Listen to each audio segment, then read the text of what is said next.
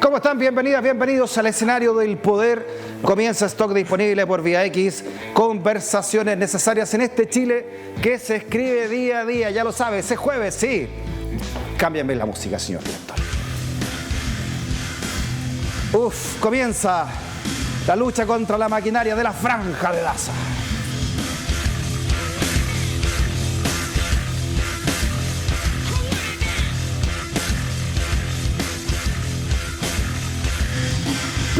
La máquina no para, señoras, señores, está desatada. Oiga, no tenemos tiempo para poder analizar todo lo que nos tira la máquina. La máquina primero Hermosilla, después la candidata alcaldesa, que es una de las Marcelas Cubillo. Oye, después nos trae ¿qué? Que hay una Monsalve. Oye, todo, después de nuevo Hermosilla. Estamos así como locos atajando todos los goles de la maquinaria, así que vamos a hacerlo de todas maneras, porque acá la lucha contra la maquinaria no Freddy, para más. No para. Nunca. Oiga, menos mal, dos Marcela Cuello más y quiera la educación chilena, Mauro. Ya no sabemos cuántas más hay.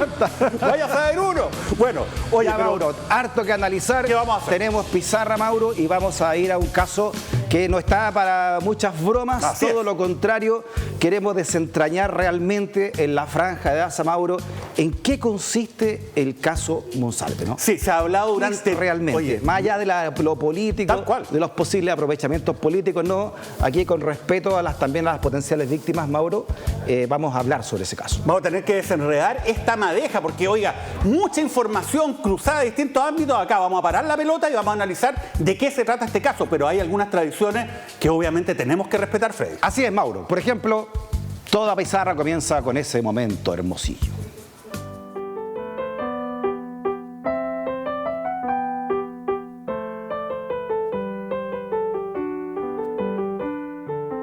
Yo hice un compromiso que voy a cumplir, creo que 10 días más por ahí, de hacer público, ¿se acuerda? Todos los contactos que tenía Lucho con fiscales, con... ¿En 10 días más lo va a hacer más público? o menos yo calculo, sí, yo creo que en menos de 2 semanas, hace como 10 días más. No voy a tener todo, pero ya tengo seleccionado un buen lote como poder hacerlo. Claro, tiene seleccionado un buen lote para poder Ay. hacerlo. Oye, esta es como la cuarta cabeza de caballo consecutiva que está lanzando. Pero ¿Y aquí tú lanzó sabes? las pezuñas, la cabeza, la cola. Acá, oye, lanzó el caballo entero. Exacto, está lanzando el caballo completo. Oye, porque al final esta cuestión, mira la lógica en todo caso que está detrás de esto, ¿no? La lógica es como de esas películas de terroristas. ¿Has visto las películas de terroristas? Donde en un momento llega un grupo terrorista y se toma un edificio. Y tiene unos rehenes. Entonces llegan y le dicen a la policía que está afuera, le dicen, oiga, ¿sabe qué? Si usted no me da lo que yo quiero, los voy a ir matando de a 3. Y voy a dejar ahí los cuerpos afuera. Ya, y voy a esperar un día, y si usted no me da lo que yo quiero, o usted no se comunica conmigo, le voy a matar a otros 3. Y así voy a ir. Acá, fíjate, mira la lógica. ¿Quiénes son los rehenes? Todas las autoridades que tienen chat con Hermosilla, pues. Obviamente, que tienen algún temor de verse afectados. ¿Cuál es la estrategia aquí, Mauro? Pero de hacer fíjate, tanta amenaza, como usted dice, a todo así. Es que claro. ¿Cuál es? Pero ¿qué es lo que espera? Porque esto ya lo dijo una vez. Él dijo, Juan Pablo Hermosilla, cuando obtuvo los audios, o sea, más bien las transcripciones y los audios también, y las copias de los WhatsApp de su hermano, dijo que los iba a revelar a la semana siguiente. O sea, él los debió haber revelado el 29 de septiembre, por ahí. Pero no hizo nada, po. Y ahora estamos en octubre y resulta que saca esta cuña. Mira, esta cuestión es una mezcla entre Al Capone y Al Qaeda. Oye, especial de Halloween aquí. Exacto, es una mezcla entre Al Capone y Al Qaeda, porque ocupa esta cosa, ¿no? Voy a ir lanzando estos nombres, estos chats, o sea, voy a empezar a matar a toda esta gente comunicacionalmente, obviamente, ¿no? ¿Y qué es lo que le espera? Yo creo, no sé, vaya a saber uno, gente mal pensada que puede pensar eso, que él está esperando que alguien lo llame para decir, ¿sabes qué? Ya, cabrón, calmémonos. A ver, ¿cómo arreglamos esta cuestión? Y arreglar al final debe ser alguna gente mal pensada, pero yo no creo que sea así, obviamente. En ese sentido, Mauro, una de las cosas más graves, creo yo que dijo, es que Ángel Valencia habló mucho más de lo que él dijo en esa cita con Hermosilla y Chatwin. Es que es lo mismo, según porque él, Juan Pablo Hermosilla. Lo que él está tratando, como te decía, que algún momento, ¿cachai? Quizá él pretenda que alguien lo llame para decir, como te digo, cómo lo arreglamos y qué es lo que él quiere, básicamente, obviamente, defender a su hermano. Pero esta es una estrategia, insisto, oye, que es propio de la mafia, es como estas películas de terroristas, entre Al Capone y Al Qaeda. Lo increíble es que este señor lo hace como si nada, a vista y paciencia a todo el mundo. ¿Tú crees que el colegio de abogados va a decir algo acá? No, porque el Colegio de Abogados se ha transformado en una suerte de club de amigos, ¿no? Que está controlado precisamente por personas cercanas a ese mundo. Bueno, esto es realmente un descaro. Mira, Y deja de ponerle entonces lo que dijo de Valencia, ¿no? Para que para su línea de ¿qué argumentación. es lo que dijo? El fiscal nacional entró en esta discusión solo. Él no está a cargo de la investigación. ¿Ya? El fiscal nacional ha dicho cosas que no son ciertas. Cuando él declara, por ejemplo, cuando dice que no tuvo más contactos con Luis desde que lo nombraron, eso no era efectivo. Él tiene que salir solo a enderezar esto. Y además hay un tema con los contenidos de la conversación. ¿Por qué? Con la forma como se inicia esa reunión y con los contenidos de la conversación. Porque yo creo que él no está contando todo lo que ocurrió en esa reunión. Esa es la impresión que tenemos nosotros, pero eso hay que investigarlo bien. No, aquí Bueno, Mauro aquí tiró al caballo, tiró al jockey, tiró al hipódromo Chile, tiró a todo encima. Todo. Pero le propongo algo. A ver. Como dijo que quedan 10 días y tenemos que explicar el caso Monsalve, ¿por ¿Ya? qué no viene el próximo martes y explicamos el caso Hermosilla, que está pasando viola entre medio de tanta Es cosa, verdad. ¿no? Y veamos bien en qué consiste realmente esta estrategia. Ya, pues veámoslo en detalle, porque el tema, como tú bien dices, Freddy, nosotros nunca lo hemos soltado, pero el caso Hermosilla está plenamente vigente, está pasando de todo, porque como lo dije al comienzo, mira, la máquina primero Hermosilla, después nos vino con la cuestión de Cuguillo, después con lo de Chadwick y los chats con el fiscal Guerra, después la acusación constitucional, ¿no?, en contra de Ibanco, Mato y Muñoz, y ahora cuando estamos saliendo de eso, Monsalve, pero acá lo vamos a analizar todo, así que próximo martes, caso Hermosilla en profundidad. Relájese, póngase cómodo, cómoda en su casa y va a entender completamente en qué consiste el caso Monsalve, más allá repetimos, ¿no?, de las potenciales abusos políticos, en fin, protegiendo siempre también a las presuntas víctimas y todo lo que usted tiene que saber como ciudadana y ciudadano, y también muy atento a toda la legión de los super amigos de la plenaria, Mauro. Acá está, oye, el notario Ancalado se le cayó los ojos de nuevo. La gente nos dice, oye, pero si es una calavera. No, el notario Ancalado se veía como Brad Pitt hace 10 días. Imagínate, quedó así, sin El primer ojos. Leiva que sin llegó pelo. a Chile a ser notario. El notario Ancalado Leiva, hay que decirlo. Y tenemos también, bueno, oye, este asesor presidencial, se ha dado vuelta. Se ha dado vuelta de carnero, pero como nunca. Está pálido, Mauro, el ¿Ah? asesor presidencial. Y obviamente, y acá nuestro querido astronauta de Chihuayante no entiende nada, yo creo que va a volver al espacio. Ricardo se próximamente. Ricardo, claro. De un rincón de Chihuayante. De un rincón del universo llegó, ahí está. Ahí está con la bandera Y volvió. Chihuayante, Mauro, Muy que bien. para Estados Unidos. Así que ya, pues démosle. Muy bien, una pausa y a la vuelta, atención, caso Monsalve completo. No te vayas de la sintonía.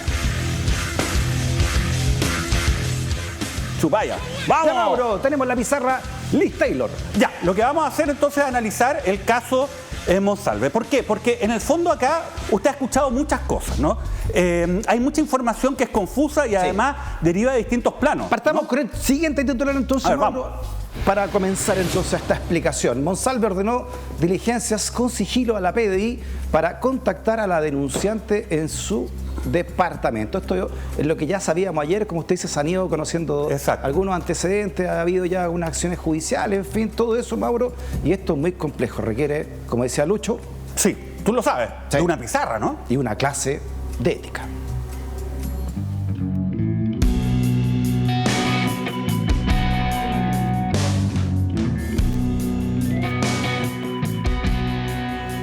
Ya, Mauro, tantas aristas, ¿cómo Sí. lo explicamos esto? Mira, Fred, yo creo que esto tiene que ser, para que lo podamos entender, esto tiene que ser analizado desde distintos puntos de vista. Acá hay distintos elementos que se van cruzando.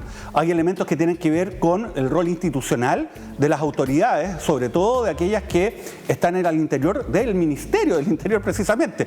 También hay un aspecto que es de carácter político, ¿no? Cómo evaluamos nosotros a las autoridades políticas en su desempeño. Y aparte de todo eso, hay elementos jurídicos que se vinculan con aquellos supuestos delitos que se están indagando todavía respecto a su existencia y que se le están imputando al señor Monsalve, ¿no? Y además hay otro elemento que tiene que ver con el proceso, cómo se va desarrollando y cuáles son los hechos que están imputados. Y fíjate, en los hechos que se están imputando hay otro subgrupo, que son hechos que no están controvertidos, o sea, respecto a cuya ocurrencia no hay mayor discusión, y hay otros que sí están controvertidos. Entonces todo esto se ha mezclado durante la última semana como una gran y mega ensalada, como un torbellino antecedente, y nosotros acá lo que queremos es entender esto, así que vamos a poner la pelota en el piso, Mauro, y lo vamos a analizar. Cruzado por lo político, cruzado por elecciones, por elecciones importantes que hay este fin de semana, en fin, además, ¿no?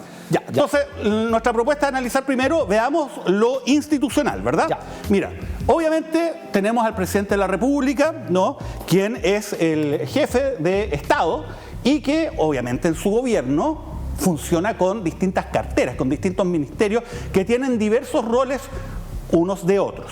El ministerio más importante, de hecho, el titular de este ministerio es el jefe o la jefa de gabinete, ¿no?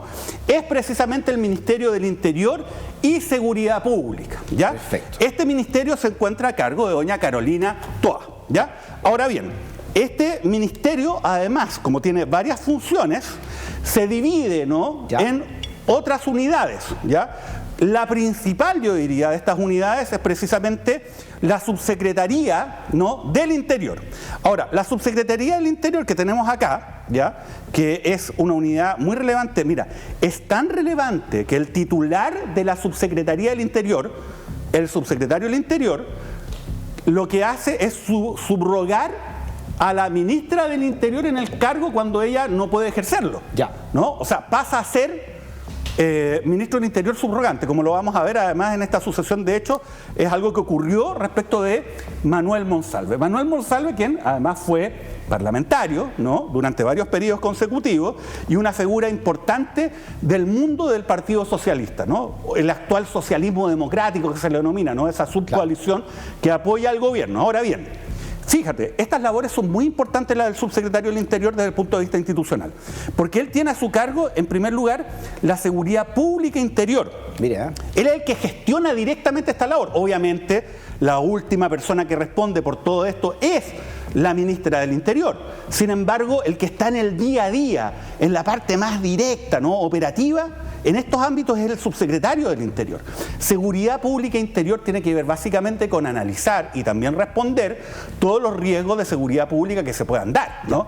Y esto es bien importante porque en esta labor él tiene la ayuda de ciertos organismos, ¿no?, como lo vamos a ver a continuación. Pero mira, además está a cargo de la mantención del orden público, ¿ya? Ahora, estas labores obviamente han tenido... clave en estos momentos entonces que vive el país, la figura del subsecretario. Es que tú lo has dicho. ¿Por qué? Porque fíjate que el tema de seguridad, ¿no?, interior, el tema de cómo se combate la delincuencia desde el Estado, es una de las prioridades que existe en nuestro país y lo ha señalado la ciudadanía. Y también no cabe duda, y esto también lo han señalado distintas autoridades y uno lo puede observar, por el tipo de criminalidad que se ha venido desarrollando durante los últimos años, tiene que hacerse cargo de también enfrentar la irrupción del crimen organizado, ¿no?, que son bandas muchas veces que están vinculados con redes internacionales que hacen del crimen un negocio, ¿no?, y están organizados, ¿no? Muchas veces se dice el crimen organizado versus el Estado desorganizado. Bueno, el subsecretario del Interior tiene una labor fundamental para organizar el Estado y enfrentar estos riesgos. Entonces no es cualquier autoridad, y fíjate, tanto es así que en su labor está coordinado directamente con Carabineros de Chile y con la Policía de Investigaciones. Carabineros de Chile y la Policía de Investigaciones además dependen administrativamente del Ministerio del Interior, ¿no? Y obviamente Manuel Monsalve, como subsecretario del Interior, tiene un papel ahí muy relevante, ¿ya? ¿Qué es lo administrativo? Básicamente el funcionamiento del día a día de las instituciones, atender sus requerimientos materiales, ¿no? Necesitan más implementos para combatir determinados ámbitos de criminalidad, la ciberdelincuencia, por ejemplo, o lo que tiene que ver con más móviles para los efectos de poder cubrir de mejor forma ciertos ámbitos territoriales donde se está instalando el crimen organizado. O sea, tiene una labor fundamental. Pero increíble. Este señor, para ponerlo de alguna forma, no es el encargado de turismo de la región del Maule, con todo el cariño y respeto que uno le pueda tener a ese funcionario. No, sino acá estamos frente a una persona que es clave y sobre todo también tiene mucha visibilidad dentro de un contexto donde el gobierno ha tenido que salir a reaccionar, ¿no?, frente a estos requerimientos de la ciudadanía y también del ámbito de la política respecto de cómo el Estado reacciona frente al crimen. Y esa visibilidad, por esa visibilidad, a él se le atribuía mucho poder también para poder seguir en política, ¿no? O ya sea en carrera parlamentaria, se decía que era uno de los que podía renunciar ahora para Así ser es. parlamentario el próximo año, en las elecciones al menos, y también ser el primer ministro de seguridad, Claro. en la cartera que se está abriendo ahora. Claro, Esto porque se fuera quiere- una cartera, va a ser una cartera aparte. Se quiere dividir el Ministerio del Interior y Seguridad Pública en dos ministerios, pues el Ministerio del Interior y el de Seguridad Pública, dada la relevancia y complejidad de este tema, ¿no? Y claro, Manuel Monsalve era, ¿no?, el candidato para poder ser el primer ministro de Seguridad Pública, ¿no? O también, como tú bien dices, ¿no?, del el ámbito del socialismo, se decía, oye, este señor está pintado para ser Claro. senador. Ahora, fíjate, también desde el punto de vista institucional hay que aclarar una cosa. Si bien esta persona, ¿no?, el subsecretario del Interior, trabaja con Carabineros de Chile y la PDI para materia de seguridad pública interior y mantención del orden público, no tiene absolutamente ninguna facultad para los efectos de investigar delitos. Perfecto. Y no puede realizar ninguna actuación que tenga por finalidad investigar delitos. De hecho, tanto el subsecretario del Interior como cualquier autoridad que conozca de hechos que pueden ser constitutivos de delito, por ley tienen la obligación de denunciarlo al único órgano, y quiero ser súper claro en esto, el único órgano del Estado ¿Ya? que puede realizar la labor de investigar delitos y de darles instrucciones, órdenes a las policías para que realicen diligencias para investigar estos delitos, que es el Ministerio Público. El Ministerio Público es un órgano autónomo, Ya. no depende del gobierno de turno. A ver, espérese, eso está muy interesante. ¿Monsalve no puede darle directamente instrucciones de investigación? No. Tiene que pasar por la Fiscalía antes de llegar a la PDI y O sea, Carabineros. cuando se trata, ¿qué es lo que? Porque uno dirá, entonces, a ver, no entiendo esta cuestión, porque este señor subsecretario del Interior está a cargo de la seguridad pública interior y la mantención del orden público. Claro. ¿Cómo no le va a poder dar instrucciones? Claro, le puede dar instrucciones generales en relación a estos dos ámbitos. Él puede recibir información, por ejemplo, que la policía le diga, oiga, ¿sabe qué? Hemos detectado unos movimientos raros en una determinada comuna o en la frontera. Entonces, Perfecto. ojo, esto puede poner en peligro la seguridad interior. Pero lo que no puede hacer el subsecretario es decir, ¿sabéis qué? Hay una denuncia de un delito, entonces usted, policía, me va a hacer todas estas diligencias y me lo va a investigar. No. Perfecto. Él tiene la obligación, como cualquier funcionario público, de ponerlo en conocimiento de la Fiscalía, y la Fiscalía, que es un órgano completamente autónomo, tiene la facultad para poder investigar delitos. Oye, esta facultad es exclusiva, excluyente como órgano del Estado. Esa distinción que usted hace es clave para lo que vamos a ver más Exacto. adelante. Entonces, fíjate, si bien el subsecretario del Interior se coordina con las policías y también tiene atribuciones, ¿no?, y obligaciones vinculadas con el ámbito administrativo, cómo se gestiona el día a día Ya. de la PDI, oye, y de Carabineros, el único que le puede dar instrucciones para poder investigar delitos es el Ministerio Público. Y ojo, Carabineros de Chile y la PDI le tienen que reportar al Ministerio Público en forma exclusiva y excluyente. No le pueden informar a nadie que no sea el Ministerio Público Ya. sobre las diligencias en estos delitos. Muy- a nadie más. muy clave.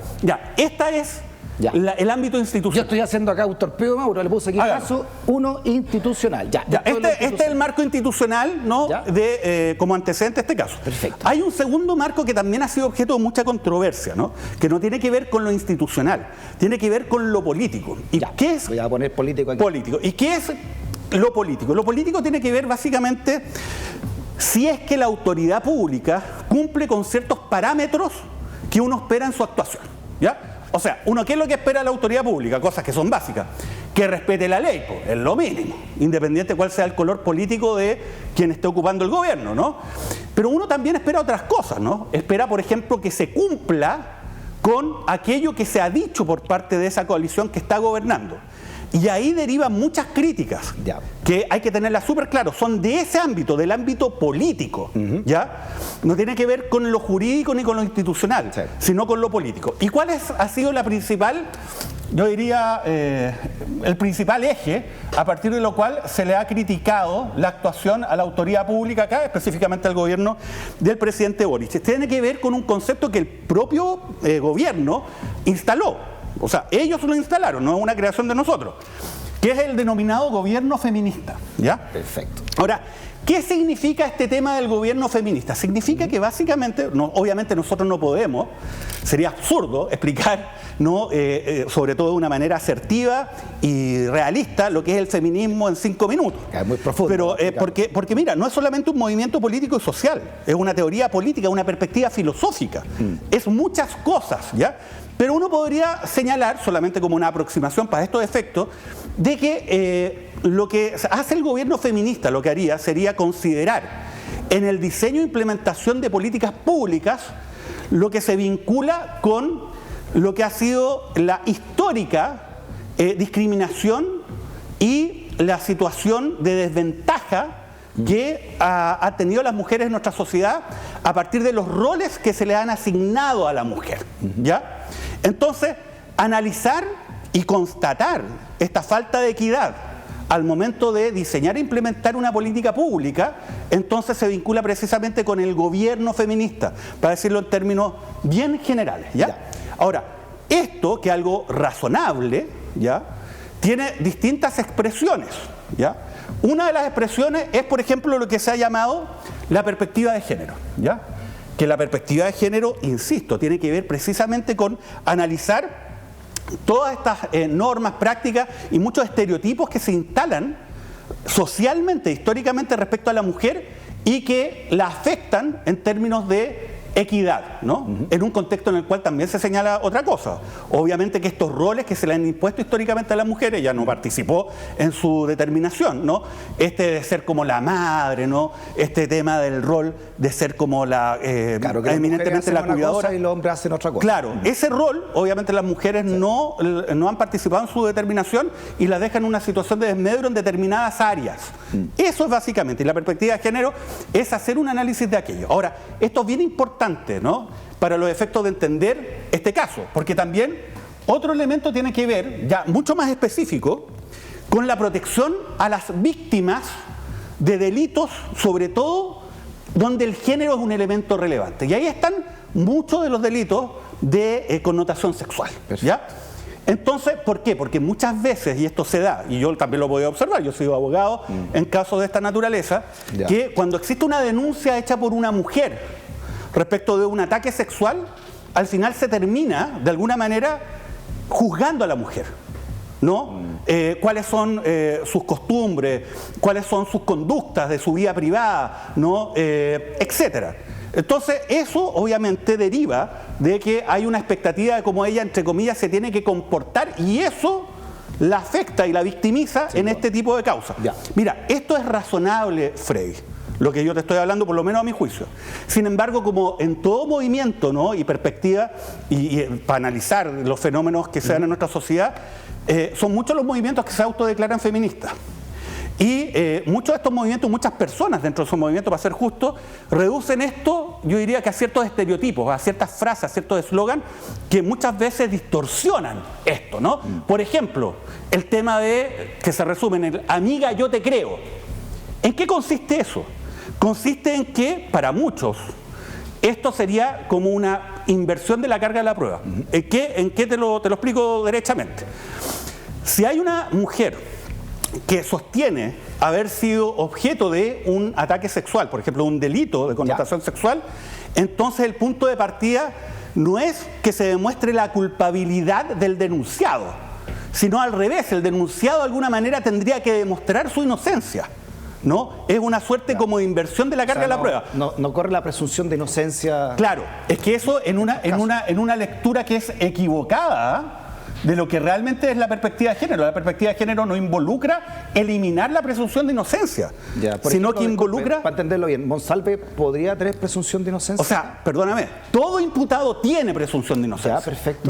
Pero lo que pasa es que históricamente hay sectores, que no en este caso obviamente, sino históricamente han dicho, oye, no, yo te creo. O sea, si tú dices de que Juan Pérez, si María dice que Juan Pérez la violó, Juan Pérez tiene que demostrar que es inocente. Pero es distinto, fíjate, con otros delitos, porque si María dice, por ejemplo, Juan Pérez me estafó, Juan Pérez me robó, lo natural sería decir, bueno, demuestre que eso ocurrió, pero acá no, según una perspectiva, yo diría según una lectura equivocada de esto. Pero se ha levantado también lo que se vincula con la sororidad. O sea, esta suerte de deber recíproco y general de apoyarse entre mujeres. Entonces, si una mujer dice, oye, Juan Pérez me violó, entonces ya, le tengo que creer a todo evento, y eso podría afectar la presunción de inocencia. Pero esos son determinados grupos, yo quiero ser justo en esto, me imagino que el feminismo, como muchas corrientes, hay varios puntos de vista dentro de ellos, ¿no? Pero los grupos más vociferantes, Freddy, más radicales que son los que interpretan esto de esa forma, como binaria, ¿no? Blanco-negro, no, si y esto no es así. La justicia interpreta esto, ¿no? Claro, bueno, la perspectiva de género, mira, el Poder Judicial, si ustedes se meten a la página del Poder Judicial, Chile dice, perspectiva de género. Acá tengo la definición, implica analizar cómo las normas prácticas y estereotipos de género pueden influir en las situaciones que se están juzgando y cómo estas pueden afectar de manera desproporcionada a las mujeres y otros grupos vulnerados. Perfecto, entonces choca acá, o podría chocar en unos casos como este, la presunción de inocencia con la perspectiva de género. No debería chocar si uno lo analiza de una manera detallada. Sin embargo, en el discurso histórico, no ahora, histórico de muchos sectores o de algunos sectores, ¿no?, que se denominan feministas, uno ha escuchado, ¿no?, que en el fondo este tipo de banderas, amiga yo te creo, ¿no?, y una interpretación de la sororidad podría terminar afectando la presunción de inocencia, pero una lectura que es una lectura correcta, no la afecta. Perfecto. ¿Ya? Ahora, ¿qué es lo que ocurre entonces? ¿Cuáles son los delitos? Este es el ámbito político, y a partir de esto, obviamente, se les cuestiona. Porque dicen, mira, para ponerlo en resumen, hay gente que dice, oye, ya, esto le pasó a Monsalve. Los grupos, entre comillas, feministas no han dicho nada. ¿Qué habría ocurrido si el subsecretario del Interior del gobierno de Piñera hubiese estado involucrado en lo mismo? ¿No? O sea, si el señor Uvilla hubiese estado involucrado en la misma situación, bueno, todos estos grupos saltarían. Esa es como la crítica que parte a partir de, obviamente, ¿no?, esta arista política, para decirlo, que está en tensión acá. Perfecto. Bien, hay una tercera arista para poder analizar esto. Entonces, tercera arista. ¿Cuál sería más? La tercera arista tiene que ver con lo jurídico, ¿ya? Lo jurídico lo vamos a denominar así, que son los delitos que se están imputando, ¿ya? Que es otra cosa, ¿ya? ¿Qué delito es el que se está imputando acá? Es el delito de violación, ¿ya? ¿Qué significa la violación? Esto es bien importante. Es un acceso carnal no consentido. El consentimiento es clave. Es un acceso carnal no consentido, o sea, no deseado, ¿ya? Bien, pero ¿qué significa no consentido?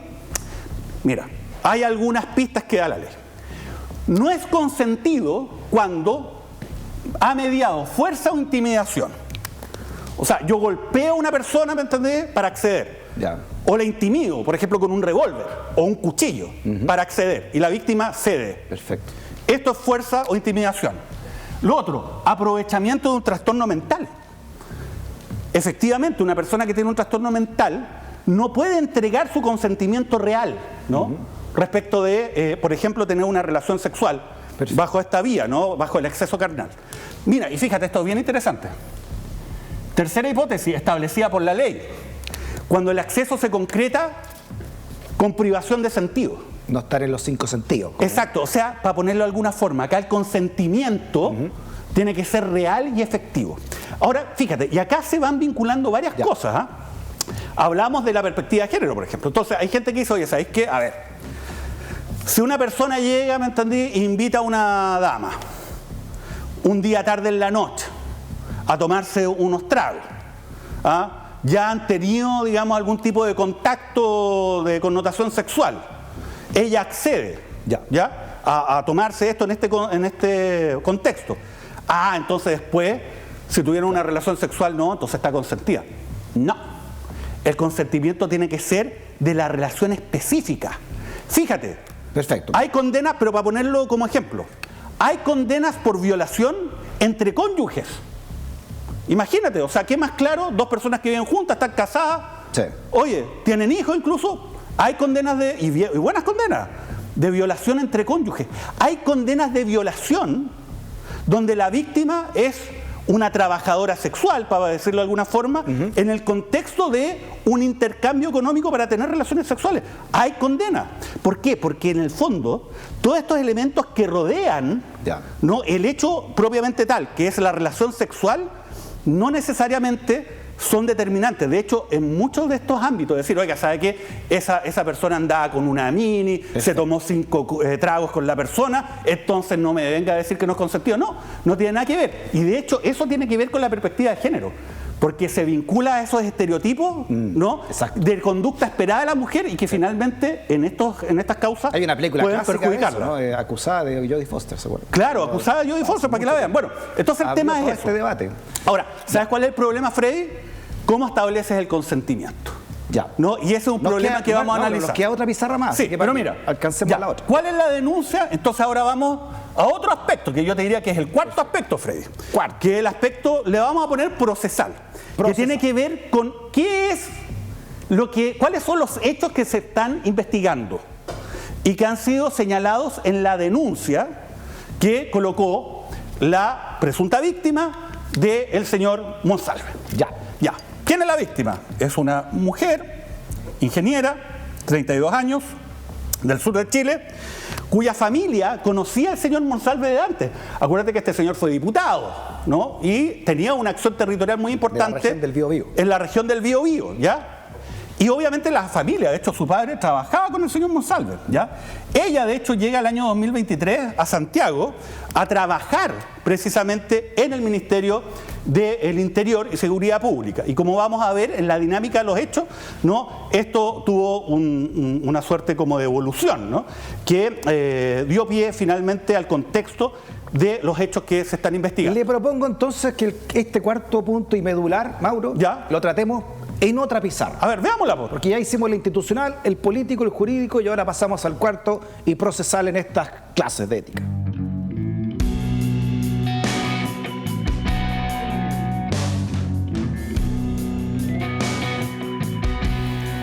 Muy bien, Mauro. Oye, Freddy. Lo institucional, lo político, lo jurídico, entramos a la pizarra de lo procesal. Lo procesal. Nosotros le denominamos procesal básicamente a los hechos, ¿no? Porque tiene que ver con el contenido de la denuncia que inició un proceso penal que está siendo investigado por el Ministerio Público, ¿no? En contra del señor Monsalve. Entonces vamos a analizar cuáles son los hechos y esto también lo vamos a analizar a partir de la perspectiva que ya analizamos, la institucional, la política y también la jurídica. Mira, perfecto. Ya, ¿qué es lo que se dice? ¿No? Y esto es lo que se tiene que acreditar, obvio, ¿ya? Mira, lo que se dice primero es que el día domingo 1 de septiembre ya esta historia habría empezado, Freddy. Ya. Mira, el señor Monsalve habría citado a la víctima el día domingo a el Costanera Center. Y al Costanera Center se supone que, ojo, que la persona, ¿no? La víctima, es una persona que trabajaba en el ministerio donde el señor Monsalve tenía una jefatura y no cualquiera, ¿no? Porque era además una autoridad política. O sea, había un vínculo jerárquico, ¿no? Donde está obviamente sobre la persona que es la denunciante, el señor Monsalve. Y la cita, ¿ya? Y ella va. Bueno, en ese contexto, según el relato, este señor, ¿no? La habría acariciado en el rostro y le había dado un beso así como sin consentimiento, por sorpresa. Mira, este hecho se aclaró en una audiencia que se realizó hace poco, que da cuenta, o por lo menos generaría, una investigación penal por el delito de abuso sexual por sorpresa. ¿No era qué es esto? Escuchemos lo que dijo Armendáriz, ¿no? A ver, ¿qué es lo que dijo? Que sigue esta causa en esa audiencia que usted está señalando el día de ayer, Mauro. Mire. Sin que me diera ninguna denuncia ni ninguna comunicación oficial a autoridades superiores por parte del imputado, ordenó llevar adelante diligencias con sigilo que su señoría no solo consistieron en estas intervenciones de cámaras, sino que además llegaron al círculo íntimo de la víctima. Y el imputado Monsalve le señaló a la Policía de Investigaciones, y lo sabemos por la declaración de la Policía de Investigaciones, por supuesto una funcionaria de la Policía de Investigaciones, que él le pidió que se acercaran a la víctima. Entonces, si esto lo hace, su señoría, no sabemos si se va a repetir. Claro, eso es parte de lo que habló, el fiscal Armendáriz, que está a cargo de esta investigación, ¿ya? Y eso lo vamos a ver un poquito más adelante respecto de ese relato específico. Pero ahora estamos en el domingo 1 de septiembre. El abuso sexual por sorpresa básicamente involucra un acto de significación sexual que se concreta respecto de una persona sin su consentimiento. Y obviamente ese beso, así como que se lo sacó sorpresivamente, en un contexto donde la habría acariciado, entonces involucra un acto de connotación sexual que no es un acceso carnal y que fue sin consentimiento. El consentimiento acá es clave para toda esta figura y se aclaró ayer de que este hecho estaría generando esa investigación también. O sea, acá ya tienes un delito que está siendo imputado. O sea, ya es irregular que la cite al domingo 1 de septiembre, imagínate. Claro, con este, es una subalterna, ¿no? Claro, por eso mismo. Obviamente, un día domingo. Ya, después, Ilegal, siguiente hecho, digamos, ¿no? El día lunes 2 de septiembre, al otro día, la llama el jefe de gabinete, el señor Monsalve, para decir, ¿sabes qué? Hemos decidido que te vamos a cambiar la función, vamos a aumentar, ¿no?, tus responsabilidades, te vamos a mover un mejor cargo, te vamos a aumentar el sueldo, pero esta nueva responsabilidad involucra que tú tienes que estar en las reuniones que hace el señor Monsalve en Santiago y fuera de Santiago para levantar actas de las reuniones, ¿no? Ya. O sea, la promueven entre comillas y le ofrecen este aumento de sueldo y ella lo acepta. Después, Hecho que también le costó el puesto a este señor, sí. Ese funcionario. Ahora, hay gente, como te digo, de nuevo, que dice, oye, pero ella aceptó, ya le había dado un beso. Sí, pues señor, pero eso es una cosa. Eso no involucra, digamos, que tenga patente de corso para hacer lo que quiera. Pues si ese es un poco el tema, de nuevo, la perspectiva de género, ¿no? Y estos roles que se esperan y que muchas veces estigmatizan a la mujer. Ojo. Bueno, sábado 21 de septiembre. Nos movemos más adelante. Fin de semana largo, ¿se acuerda? El fin de semana ya era como cuádruple XL, digamos, ¿no? Ahí hubo casi toda la semana de fiestas patrias. Bueno, ese día sábado, este señor subsecretario del Interior, a cargo de mantener el orden público y la seguridad interior, en un fin de semana largo, donde habían obviamente situaciones que podían colocarlo en riesgo por la natural dinámica de lo que son fiestas patrias, sobre todo un fin de semana largo. Bueno, a este señor no se le ocurrió nada mejor que invitar a esta dama a comer al otro día. Le dijo, oye, ¿sabes qué? Juntémonos al otro día. Ministro subrogante también. Sí, un poco más adelante va a ser ministro subrogante, te voy a contar. Mira, ya. Esto ya también da cuenta, a mi juicio, ¿no?, de una desidia importante en el ejercicio del cargo. Pero bueno, más allá de eso, llega el día 22 de septiembre. Este día es clave. Y el 22 de septiembre, mira, en primer lugar, se juntan efectivamente a cenar a media tarde, ¿ya? En un restaurante que ya es mítico, Fede. O sea, uno de los que ya han salido a la palestra en esto es el denominado Ají Seco Místico, que es un restaurante que queda en el centro de Santiago, ¿ya? Fíjate, una cosa llamativa. Este señor va sin escolta. Este es un hecho que se está investigando. ¿Por qué el subsecretario del Interior, que está a cargo de mantener el orden público y además de coordinar acciones para proteger la seguridad interior, está sin escolta, pues, Freddy? Porque obviamente ya dijimos, se supone, y este mismo señor Monsalve había dicho, ya sabe que existen grupos de crimen organizado, ¿no?, que ponen en riesgo la seguridad, y obviamente nosotros estamos a cargo. Oiga, la persona que está a cargo de esto, no sé, pues tendrá que cuidarse de que lo secuestren, tendrá que cuidarse que lo amenacen, ¿no?, o que lo ataquen. Sí. Y para eso andan las escoltas. Si la escolta no es una cuestión para que él se beneficie personalmente y que él pueda disponer libremente, no, pues para beneficiar y para proteger su cargo. Sin escolta. Hay algunos que dicen, cosa que habrá que ratificar o no, que él lo habría solicitado. Ya, perfecto. Ahí están los famosos pisco sour, ¿no? Se relata de que se habrían tomado cada uno de ellos 2 pisco sour y medio, catedral, y acá se sostiene que a partir de ese momento habrían perdido el conocimiento. Fíjate, esto es bien curioso porque lo dice tanto la denunciante como Monsalve. O sea, que estos 2 pisco sour y medio que se tomaron los dejó así, pero absolutamente desconectados de la realidad y no se acuerdan de nada más. ¿Y sin embargo, cómo llegaron al hotel si es que estaban tan desconectados? Es que eso es lo que llama la atención, pues por eso hay algunas inconsistencias. Se dice, mira, de que tomaron un taxi. Ahora uno dirá, ese taxi podría ir a cualquier lugar, pues podría haber llevado a la denunciante a su casa, ¿no? Podría haber llevado al señor Monsalve a su hotel, ¿no? Y ella haber tomado otro taxi. No, pero curiosamente este taxi llevó al señor Monsalve y a la denunciante ¿a dónde? Al Hotel Panamericano, que queda también en el centro, ahí en Huérfanos con Teatinos, más o menos, ¿no? En el centro de Santiago, que es el lugar donde él vive. Ya. Porque acuérdate que él es del sur, no tiene casa acá, y él, a pesar de cumplir una función permanente en Santiago, vivía en el Hotel Panamericano. Perfecto. Bien, ¿qué es lo que ocurre a continuación? Sabemos en todo caso que estuvieron en el Hotel Panamericano, eso no es controvertido. Al día siguiente, lunes 23 de septiembre, después del fin de semana largo, en la mañana, la denunciante sostiene que despertó en la habitación y que observó que tenía lesiones. Y, mira, curioso, acto seguido, Monsalve suspende todas las actividades que tenían que ver con dar cuenta de qué es lo que había ocurrido en el ámbito de la seguridad interior, ¿no?, durante el fin de semana largo. En este momento, el señor Monsalve no solamente era el subsecretario del Interior, el señor Monsalve en ese momento era ministro del Interior, porque en la madrugada el presidente Boric se fue a Naciones Unidas. Sí.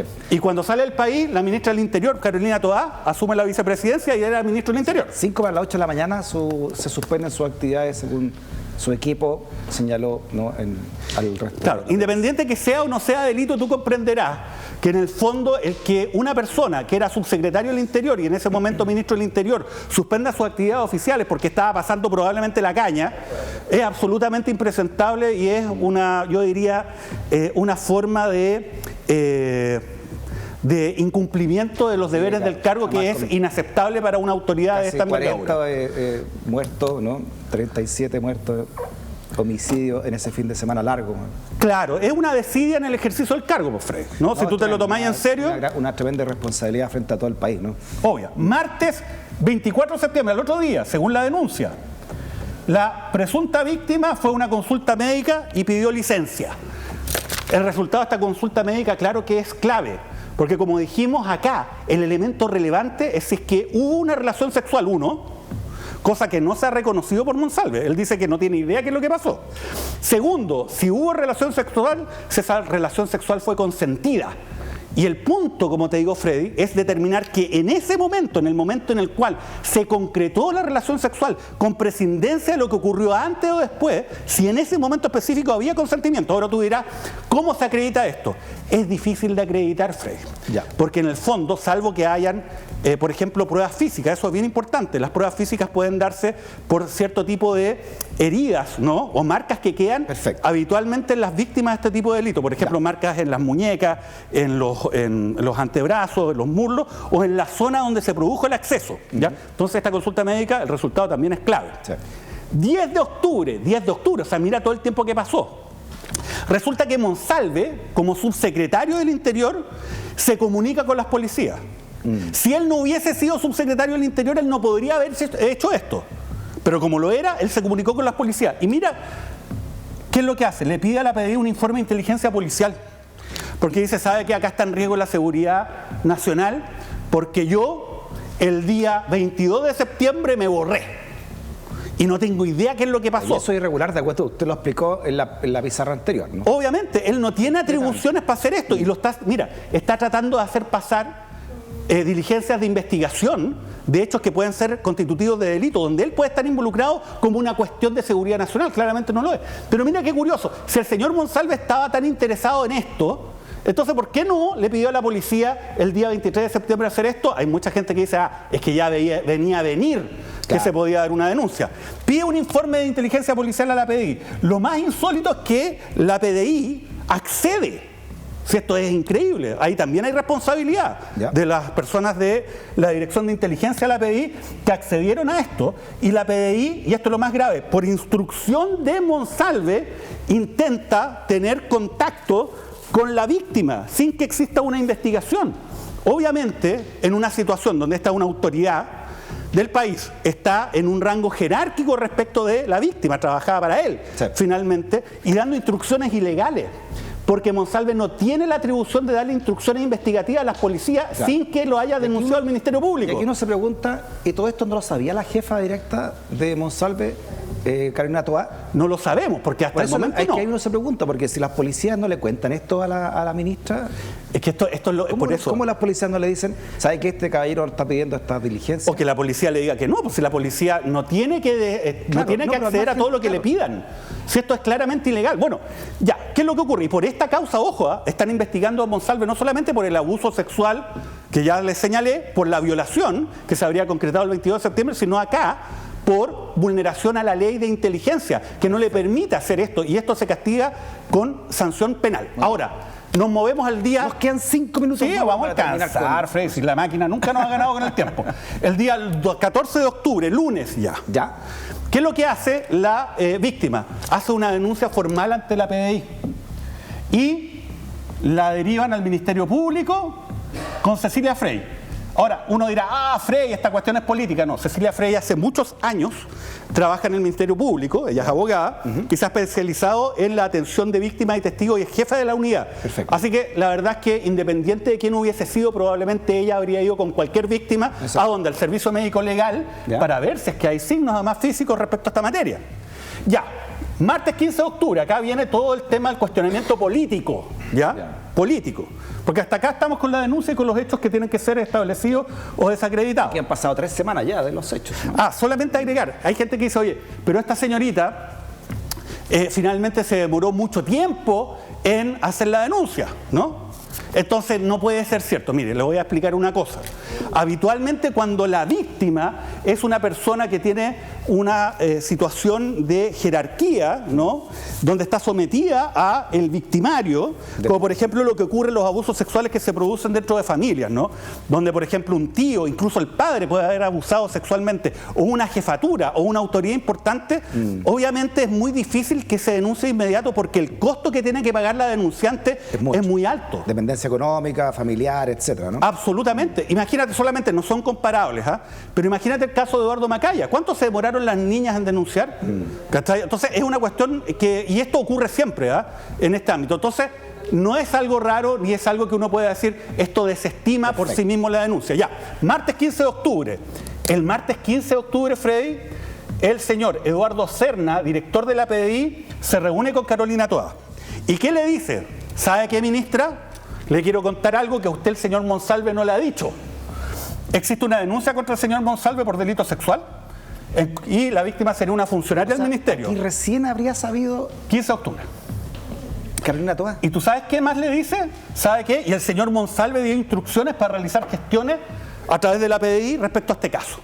En ese momento, el martes 15 de octubre... 5 días después de que habría pedido estos detalles... En un acto que, a mi juicio, es claramente ilegal. No sé si será delictual, pero claramente ilegal. Pero fíjate, ¿qué es lo que hace en ese momento? Se señala. Es Carolina Toá quien le informa al presidente de la República, Gabriel Boric, acerca de estas circunstancias.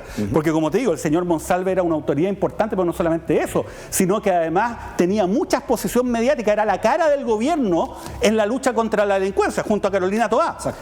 Y le pide una reunión, obviamente, al señor Monsalve, quien finalmente se reúne con él en la tarde-noche. Y fíjate, ¿qué es lo que habría ocurrido ahí?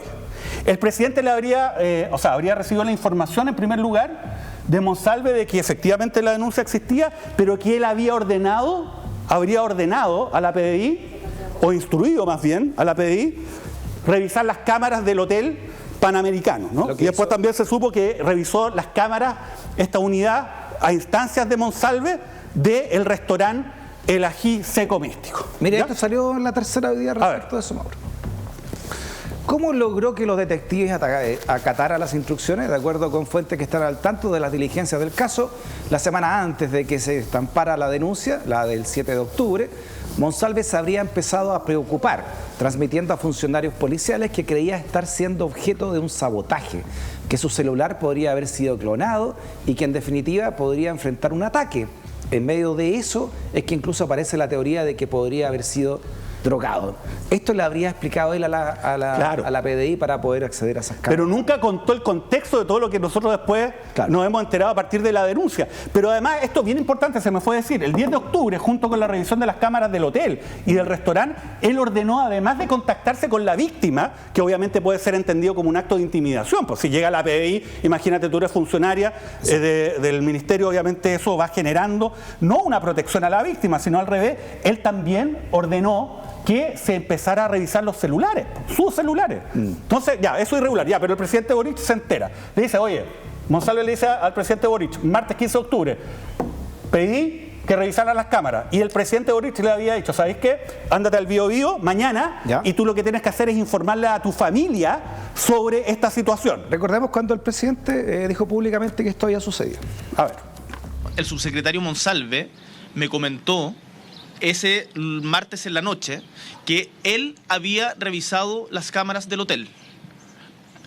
Después, los detalles del caso creo que no me corresponde contarlo a mí. Eso me imagino que todos lo entenderán. Yo además sé solamente una versión.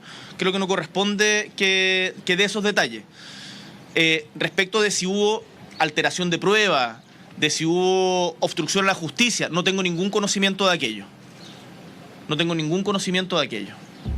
Muy esta es la criticada conferencia, ¿no? Sí, De claro. 50 minutos que dio Y ahí lo están cuestionando si es que él tenía que haber denunciado o no. Salió el ministro Cordero diciendo, no, pues, si ya existía una denuncia por el delito de violación. Sí, pero no existía denuncia respecto de lo que es la supuesta alteración de prueba o obstrucción de la investigación. Bueno, pero ese es otro debate que no alcanzamos a tenerlo ahora. Bueno, y finalmente también se reveló que esa misma noche del martes 15 de octubre hubo una orden de entrada y registro a la habitación de Monsalve, donde Monsalve habría dicho algunas cosas que según la defensa de Monsalve sería una declaración propiamente tal, y según la Fiscalía dice que eso no es una declaración. Bueno, pero vámonos al miércoles 16 de octubre. Este también es otro cuestionamiento. Utilizando en algún momento, ya sea para ir y venir o solamente para volver, un avión institucional de Carabineros para fines que son estrictamente personales, que se vinculaban con avisarle a su familia de que Monsalve estaba siendo investigado por delitos sexuales. Bueno, entonces se concreta este viaje, ¿ya? Y esto ha sido cuestionado porque obviamente los aviones institucionales de Carabineros no son los Uber de la autoridad de turno, no pueden ser utilizados para fines personales, sino siempre para fines institucionales. Y ojo, tampoco las policías, la PDI ni Carabineros, no son la agencia de seguridad privada de la autoridad de turno. Finalmente, Freddy, para terminar, jueves 17 de octubre, resulta que este señor Monsalve estaba campante en el Congreso Nacional como subsecretario del Interior defendiendo el presupuesto de esa repartición para el año 2025. Y al mediodía, mientras estaba con los parlamentarios, la segunda saca la versión que el que había esta investigación penal, el señor Javier Armendáriz lo ratifica. Y esto también es otro punto muy cuestionado. Acto seguido, no, lo que se da es un punto de prensa en La Moneda, donde el señor Monsalve dice que renuncia y que él es absolutamente inocente. Yo te diría que eso es lo que se conoce hasta el momento. Hay algunos datos que han surgido durante el transcurso del día. Por ejemplo, que también el mismo día, martes 15 de octubre, Monsalve habría tenido una reunión con el fiscal nacional, el señor Valencia. Pero bueno, Mauro, este es más o menos el panorama, Freddy. Que como abogado penalista, ¿no? De ser encontrado culpable, Monsalve, ¿qué pena arriesga con esto? Los delitos sexuales tienen penas que son bastante graves, ¿no? Que si es la violación puede llegar hasta 15 años de cárcel. Ahora, también es interesante, y esto lo hablamos en otros casos anteriores, acá se estableció un estatuto especial. Cualquiera que sea la pena a la que sea condenado en estos casos, él tiene que cumplir la pena efectiva. No puede obtener un beneficio de libertad vigilada, que habitualmente se puede dar, por ejemplo, para personas que son condenadas a penas inferiores a 5 años un día, o sea, hasta 5 años. Acá, si lo condenan a 2 días de cárcel, tiene que ir 2 días de cárcel. Las potenciales, entonces, infracciones son, o delitos, serían en ley de inteligencia, abuso y violación. Ahora, la gente, solamente para terminar, ha dicho, ¿y por qué no lo formalizan todavía? Bueno, es lo mismo que dijimos en el caso Hermosilla, en el caso Torrealba. Hay dos teorías, la buena y la mala. La buena es que están investigando y recabando todos los antecedentes porque es un caso complejo antes de hacer una imputación que sea importante.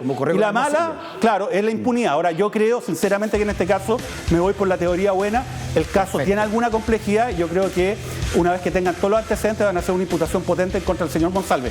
¿Cómo terminará esto? Lo vamos a estar siguiendo acá en la franja. Notable clase, don Mauro, para entender bien, ¿no? Este caso Monsalve que tiene sacudido también no solamente al gobierno, sino que al país entero. Y el martes seguimos con Hermosilla. Obviamente, porque usted cree que la máquina para, señor y señor. La máquina no para. Tenemos feriado y nosotros el martes igual vamos a volver para ver la otra maquinaria, la que está detrás, la que sigue operando, la máquina Hermosilla. Próximo martes, franja de Daza contra la maquinaria. Nos encontramos.